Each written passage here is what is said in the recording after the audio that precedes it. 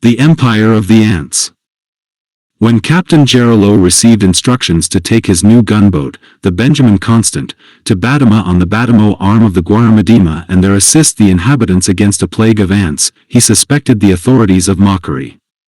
His promotion had been romantic and irregular, the affections of a prominent Brazilian lady and the captain's liquid eyes had played a part in the process, and the Diario and O Futuro had been lamentably disrespectful in their comments. He felt he was to give further occasion for disrespect.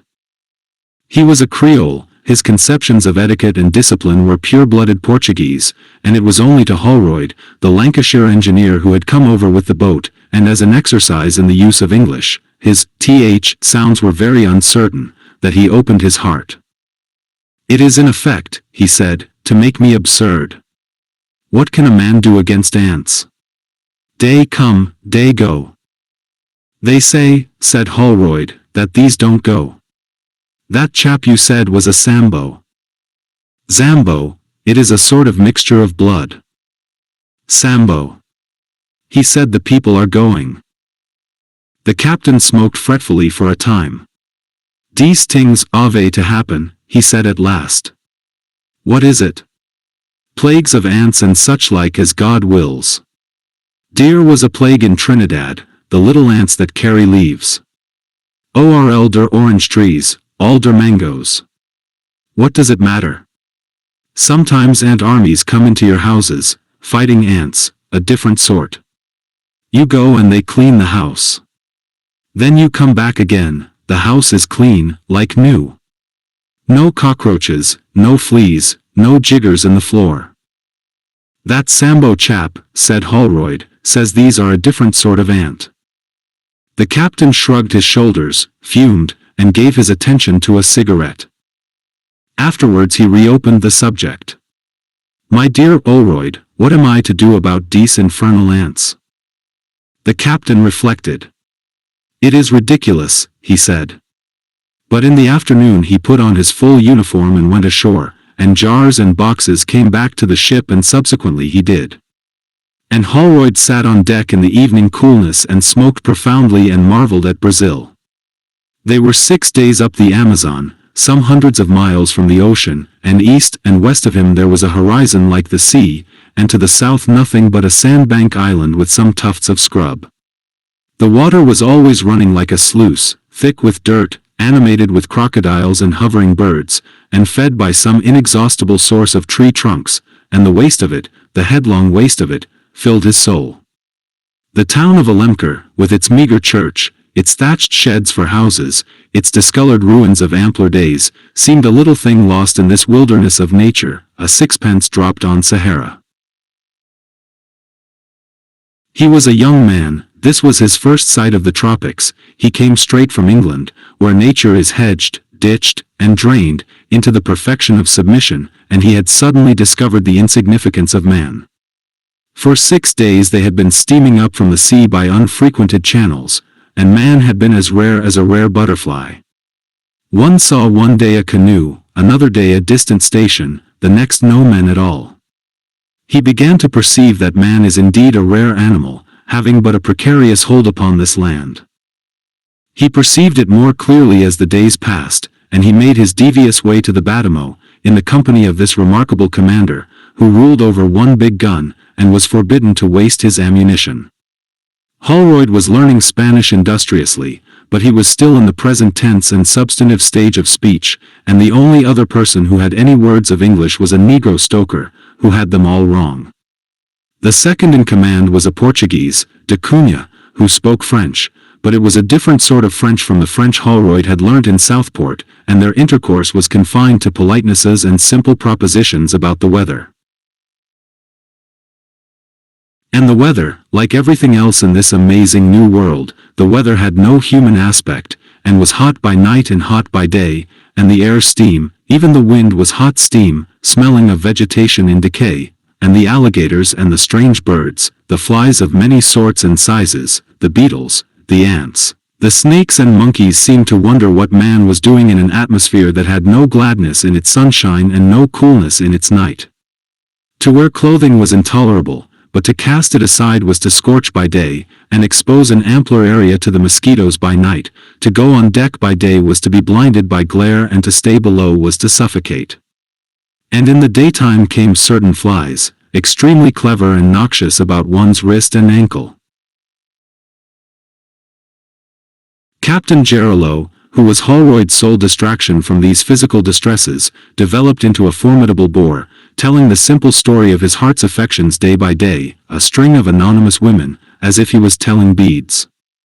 Sometimes he suggested sport, and they shot at alligators, and at rare intervals they came to human aggregations in the waste of trees, and stayed for a day or so, and drank and sat about, and, one night, danced with Creole girls, who found Holroyd's poor elements of Spanish, without either past tense or future, amply sufficient for their purposes. But these were mere luminous chinks in the long grey passage of the streaming river, up which the throbbing engines beat. A certain liberal heathen deity, in the shape of a demijohn, held seductive court aft, and, it is probable, forward. But Gerould learned things about the ants, more things and more, at this stopping place and that, and became interested in his mission. "They are a new sort of ant," he said. "We have got to be, what do you call it, entomology? Big. 5 centimeters. Some bigger. It is ridiculous. We are like the monkeys, sent to pick insects. But they are eating up the country." He burst out indignantly. "Suppose, suddenly, there are complications with Europe. Here am I, soon we shall be above the Rio Negro, and my gun, useless." He nursed his knee and mused. "Those people who were dear at the dancing place, they have come down. They have lost all they got. The ants come to their house one afternoon. Everyone run out. You know when the ants come one must, everyone runs out and they go over the house. If you stayed they'd eat you. See? Well, presently they go back, they say, the ants have gone. The ants haven't gone. They try to go in, the sun, he goes in. The ants fight. Swarm over him. Bite him. Presently he comes out again, screaming and running. He runs past them to the river. See? He gets into the water and drowns the ants, yes." Gerould paused, brought his liquid eyes close to Holroyd's face, tapped Holroyd's knee with his knuckle. "That night he dies, just as if he was stung by a snake." "Poisoned, by the ants?" "Who knows?" Gerould shrugged his shoulders. "Perhaps they bit him badly. When I joined this service I joined to fight men. These things, these ants, they come and go. It is no business for men." After that he talked frequently of the ants to Holroyd, and whenever they chanced to drift against any speck of humanity in that waste of water and sunshine and distant trees, Holroyd's improving knowledge of the language enabled him to recognize the ascendant word sa-ba, more and more completely dominating the whole. He perceived the ants were becoming interesting, and the nearer he drew to them the more interesting they became. Gerould abandoned his old themes almost suddenly, and the Portuguese lieutenant became a conversational figure. He knew something about the leaf-cutting ant, and expanded his knowledge. Gerould sometimes rendered what he had to tell to Holroyd.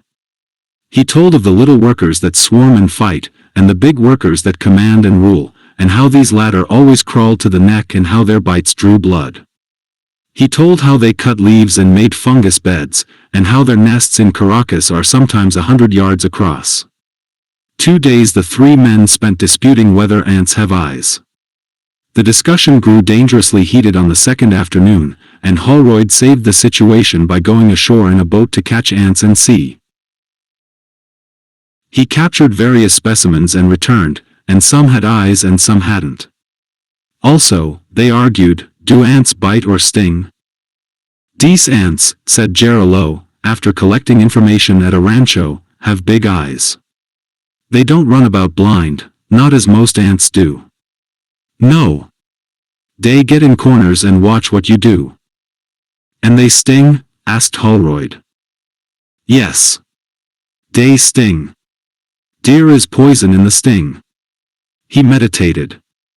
I do not see what men can do against ants. They come and go. But these don't go. They will, said Gerold. Past Tamandu there is a long low coast of 80 miles without any population, and then one comes to the confluence of the main river and the Badamo arm like a great lake, and then the forest came nearer, came at last intimately near. The character of the channel changes, snags abound, and the Benjamin Constant moored by a cable that night, under the very shadow of dark trees. For the first time for many days came a spell of coolness, and Holroyd and Gerold sat late, smoking cigars and enjoying this delicious sensation. Gerold's mind was full of ants and what they could do. He decided to sleep at last, and lay down on a mattress on deck, a man hopelessly perplexed. His last words, when he already seemed asleep, were to ask, with a flourish of despair, what can one do with ants? The whole thing is absurd. Holroyd was left to scratch his bitten wrists, and meditate alone. He sat on the bulwark and listened to the little changes in Gerold's breathing until he was fast asleep, and then the ripple and lap of the stream took his mind, and brought back that sense of immensity that had been growing upon him since first he had left Para and come up the river.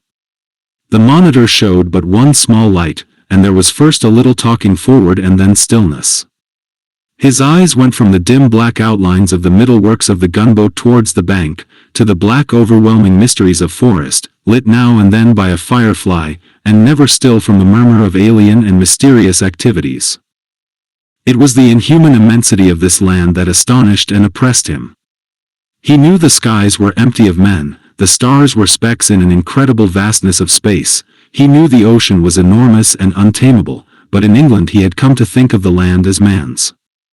In England it is indeed man's, the wild things live by sufferance, grow on lease, everywhere the roads, the fences, and absolute security runs. In an atlas, too, the land is man's, and all colored to show his claim to it, in vivid contrast to the universal independent blueness of the sea. He had taken it for granted that a day would come when everywhere about the earth, plow and culture, light tramways and good roads, and ordered security, would prevail. But now, he doubted. This forest was interminable, it had an air of being invincible, and man seemed at best an infrequent precarious intruder. One traveled for miles, amidst the still, silent struggle of giant trees, of strangulating creepers, of assertive flowers, everywhere the alligator, the turtle, and endless varieties of birds and insects seemed at home, dwelt irreplaceably. But man at most held a footing upon resentful clearings, fought weeds, fought beasts and insects for the barest foothold, fell a prey to snake and beast, insect and fever, and was presently carried away.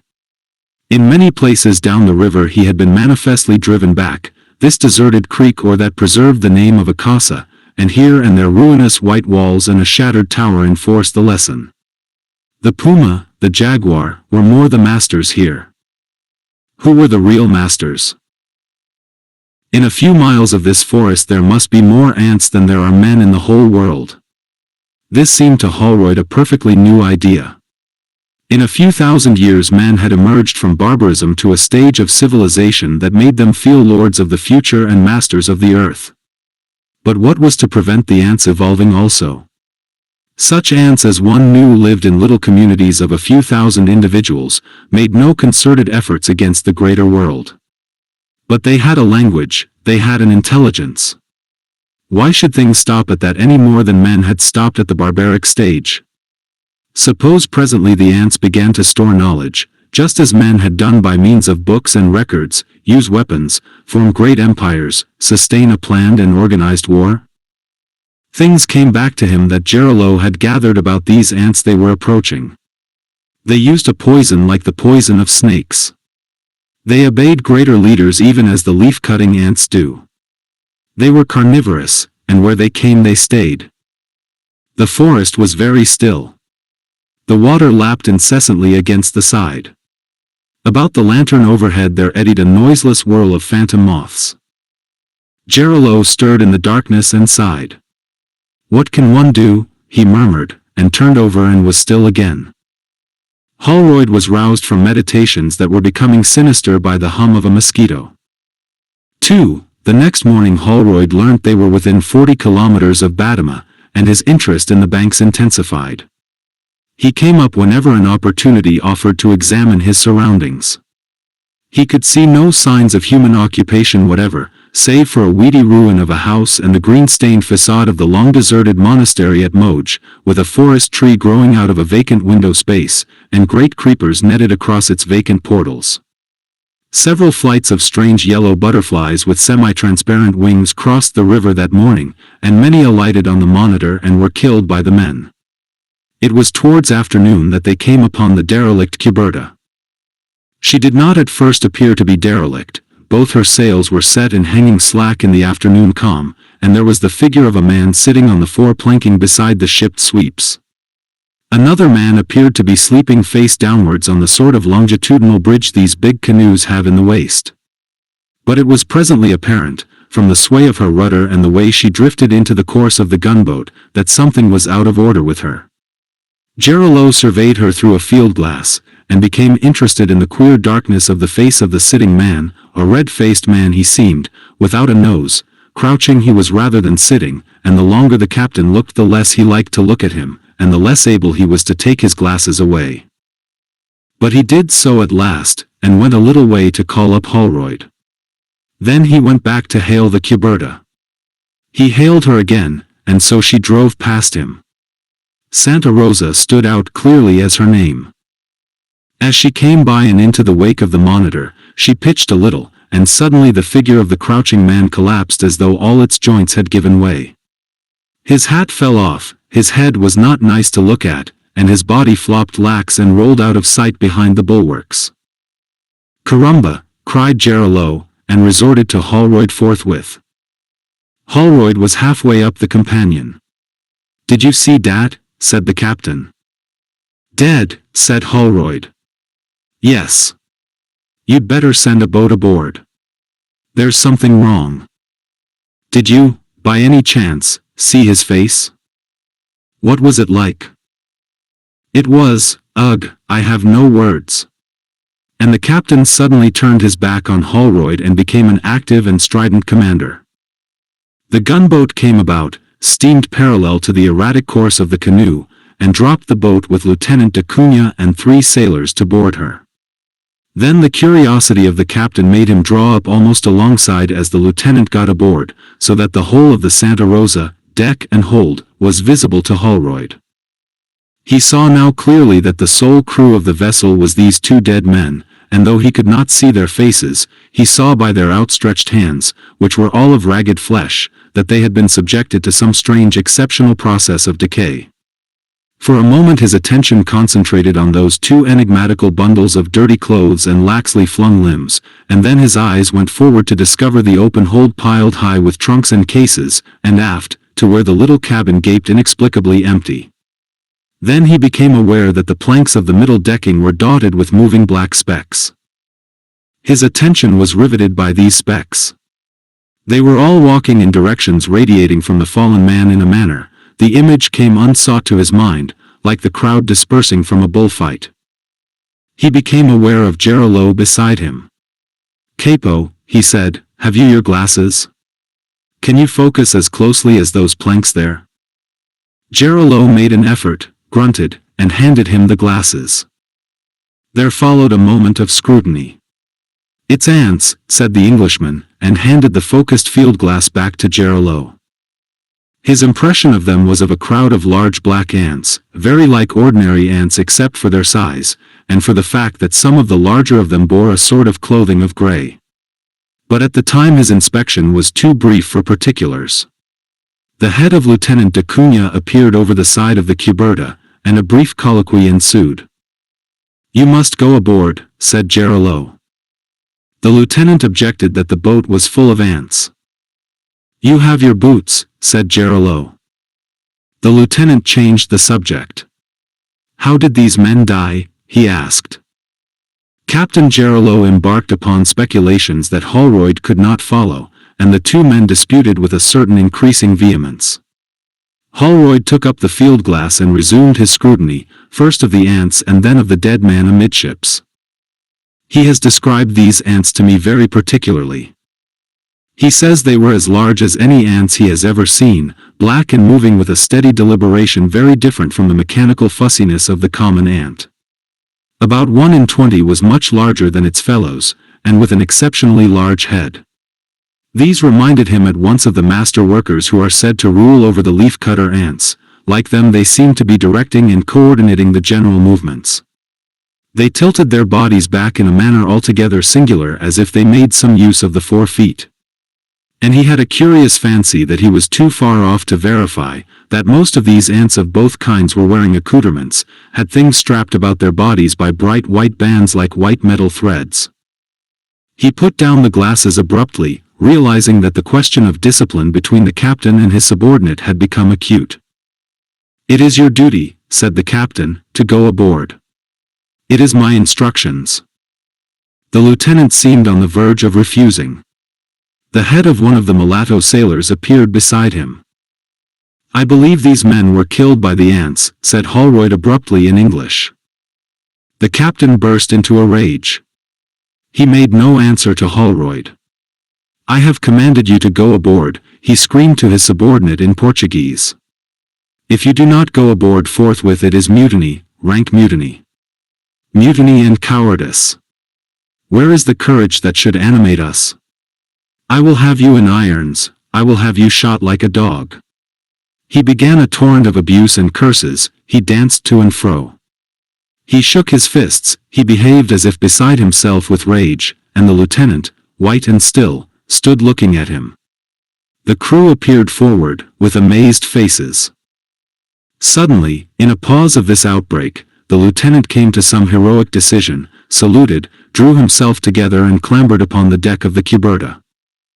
"Ah," said Geriot, and his mouth shut like a trap. Holroyd saw the ants retreating before da Cunha's boots. The Portuguese walked slowly to the fallen man, stooped down, hesitated, clutched his coat and turned him over. A black swarm of ants rushed out of the clothes, and da Cunha stepped back very quickly and trod 2 or 3 times on the deck. Holroyd put up the glasses. He saw the scattered ants about the invader's feet, and doing what he had never seen ants doing before. They had nothing of the blind movements of the common ant, they were looking at him, as a rallying crowd of men might look at some gigantic monster that had dispersed it. "How did he die?" the captain shouted. Holroyd understood the Portuguese to say the body was too much eaten to tell. "What is there forward?" asked Geriot. The lieutenant walked a few paces, and began his answer in Portuguese. He stopped abruptly and beat off something from his leg. He made some peculiar steps as if he was trying to stamp on something invisible, and went quickly towards the side. Then he controlled himself, turned about, walked deliberately forward to the hold, clambered up to the fore-decking, from which the sweeps are worked, stooped for a time over the second man, groaned audibly, and made his way back and aft to the cabin, moving very rigidly. He turned and began a conversation with his captain, cold and respectful in tone on either side, contrasting vividly with the wrath and insult of a few moments before. Holroyd gathered only fragments of its purport. He reverted to the field glass, and was surprised to find the ants had vanished from all the exposed surfaces of the deck. He turned towards the shadows beneath the decking, and it seemed to him they were full of watching eyes. The cuberta, it was agreed, was derelict, but too full of ants to put men aboard to sit and sleep, it must be towed. The lieutenant went forward to take in and adjust the cable, and the men in the boat stood up to be ready to help him. Holroyd's glasses searched the canoe. He became more and more impressed by the fact that a great if minute and furtive activity was going on. He perceived that a number of gigantic ants, they seemed nearly a couple of inches in length, carrying oddly shaped burthens for which he could imagine no use, were moving in rushes from one point of obscurity to another. They did not move in columns across the exposed places, but in open, spaced-out lines, oddly suggestive of the rushes of modern infantry advancing under fire. A number were taking cover under the dead man's clothes, and a perfect swarm was gathering along the side over which da Cunha must presently go. He did not see them actually rush for the lieutenant as he returned, but he has no doubt they did make a concerted rush. Suddenly the lieutenant was shouting and cursing and beating at his legs. "I'm stung," he shouted, with a face of hate and accusation towards Gerold. Then he vanished over the side, dropped into his boat, and plunged at once into the water. Holroyd heard the splash. The 3 men in the boat pulled him out and brought him aboard, and that night he died. 3. Holroyd and the captain came out of the cabin in which the swollen and contorted body of the lieutenant lay and stood together at the stern of the Monitor, staring at the sinister vessel they trailed behind them. It was a close, dark night that had only phantom flickerings of sheet lightning to illuminate it. The Cuberta, a vague black triangle, rocked about in the steamer's wake, her sails bobbing and flapping, and the black smoke from the funnels, sparklet ever and again, streamed over her swaying masts. Gerold's mind was inclined to run on the unkind things the lieutenant had said in the heat of his last fever. "He says I murdered I'm," he protested. "It is simply absurd. Someone had to go aboard. Are we to run away from these confounded ants whenever they show up?" Holroyd said nothing. He was thinking of a disciplined rush of little black shapes across bare sunlit planking. "It was his place to go," harped Gerold. "He died in the execution of his duty. What has he to complain of? Murdered. But the poor fellow was, what is it, demented. He was not in his right mind. The poison swelled him." They came to a long silence. "We will sink that canoe, burn it." "And then?" The inquiry irritated Gerold. His shoulders went up, his hands flew out at right angles from his body. "What is one to do?" he said, his voice going up to an angry squeak. "Anyhow," he broke out vindicatively, "every ant in dat Cuberta, I will burn dem alive." Holroyd was not moved to conversation. A distant ululation of howling monkeys filled the sultry night with foreboding sounds, and as the gunboat drew near the black mysterious banks this was reinforced by a depressing clamor of frogs. "What is one to do?" the captain repeated after a vast interval, and suddenly becoming active and savage and blasphemous, decided to burn the Santa Rosa without further delay. Everyone aboard was pleased by that idea, everyone helped with zest. They pulled in the cable, cut it, and dropped the boat and fired her with tow and kerosene, and soon the Cuberta was crackling and flaring merrily amidst the immensities of the tropical night. Holroyd watched the mounting yellow flare against the blackness, and the livid flashes of sheet lightning that came and went above the forest summits, throwing them into momentary silhouette, and his stoker stood behind him watching also. The stoker was stirred to the depths of his linguistics. "Saw ba go pop, pop," he said, "waha," and laughed richly. But Holroyd was thinking that these little creatures on the decked canoe had also eyes and brains. The whole thing impressed him as incredibly foolish and wrong, but what was one to do? This question came back enormously reinforced on the morrow, when at last the gunboat reached Batama. This place, with its leaf-thatch-covered houses and sheds, its creeper-invaded sugar mill, its little jetty of timber and canes, was very still in the morning heat, and showed never a sign of living men. Whatever ants there were at that distance were too small to see. "All the people have gone," said Gerold, "but we will do one thing anyhow. We will oot and whistle." So Holroyd hooted and whistled. Then the captain fell into a doubting fit of the worst kind. "There is one thing we can do," he said presently. "What's that?" said Holroyd. "Oot and whistle again." So they did. The captain walked his deck and gesticulated to himself. He seemed to have many things on his mind. Fragments of speeches came from his lips. He appeared to be addressing some imaginary public tribunal either in Spanish or Portuguese. Holroyd's improving ear detected something about ammunition. He came out of these preoccupations suddenly into English. "My dear Holroyd," he cried, and broke off with, "But what can one do?" They took the boat and the field glasses, and went close in to examine the place. They made out a number of big ants, whose still postures had a certain effect of watching them, dotted about the edge of the rude embarkation jetty. Gerold tried ineffectual pistol shots at these. Holroyd thinks he distinguished curious earthworks running between the nearer houses, that may have been the work of the insect conquerors of those human habitations.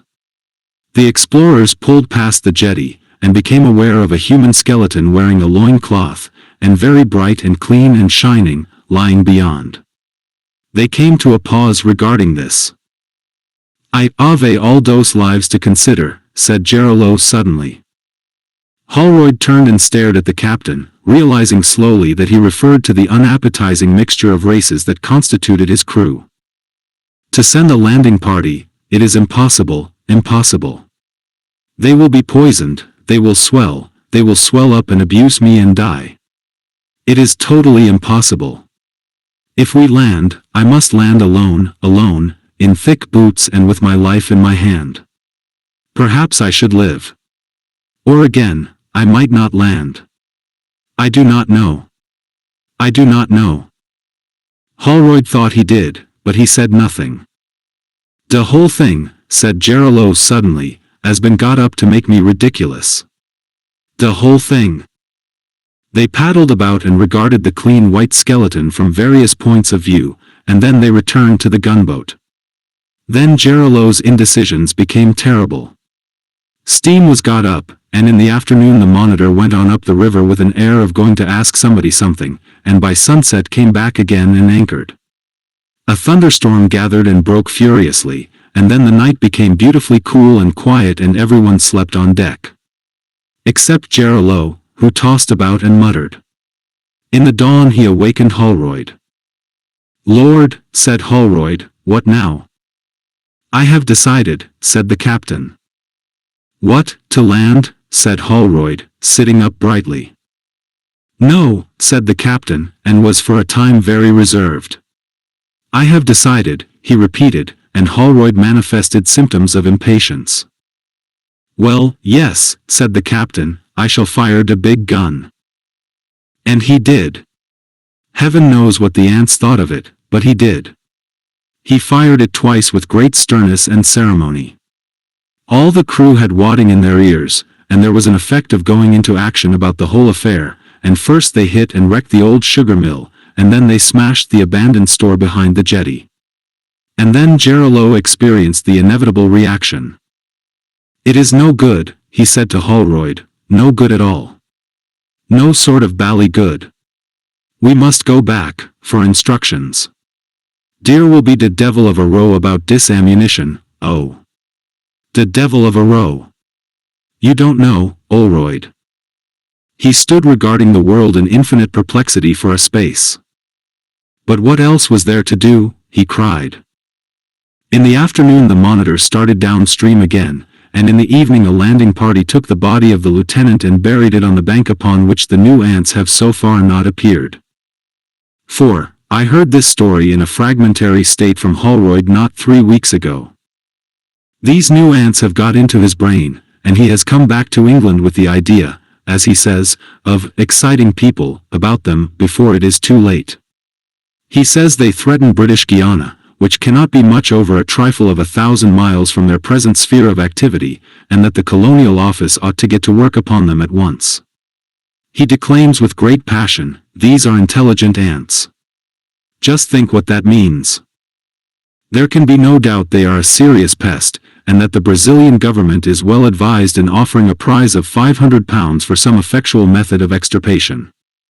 It is certain too that since they first appeared in the hills beyond Batama, about 3 years ago, they have achieved extraordinary conquests.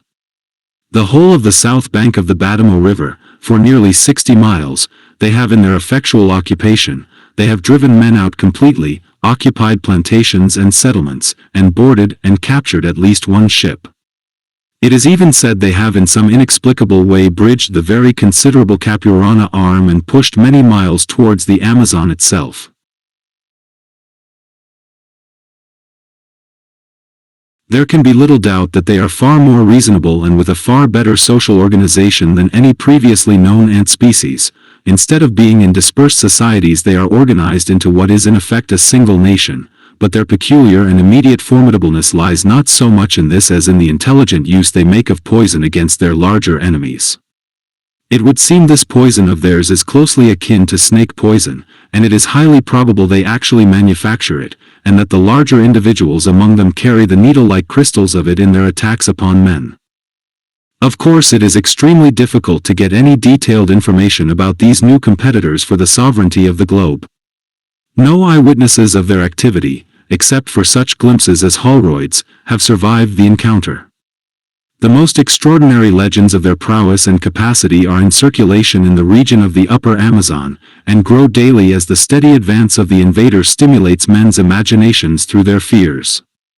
These strange little creatures are credited not only with the use of implements and a knowledge of fire and metals and with organized feats of engineering that stagger our northern minds, unused as we are to such feats as that of the Saba of Rio de Janeiro, who in 1841 drove a tunnel under the Parahyba where it is as wide as the Thames at London Bridge, but with an organized and detailed method of record and communication analogous to our books. So far their action has been a steady progressive settlement, involving the flight or slaughter of every human being in the new areas they invade. They are increasing rapidly in numbers, and Holroyd at least is firmly convinced that they will finally dispossess man over the whole of tropical South America. And why should they stop at tropical South America? Well, there they are, anyhow. By 1911 or thereabouts, if they go on as they are going, they ought to strike the Capurana Extension Railway, and force themselves upon the attention of the European capitalist. By 1920 they will be halfway down the Amazon. I fix 1950 or 60 at the latest for the discovery of Europe.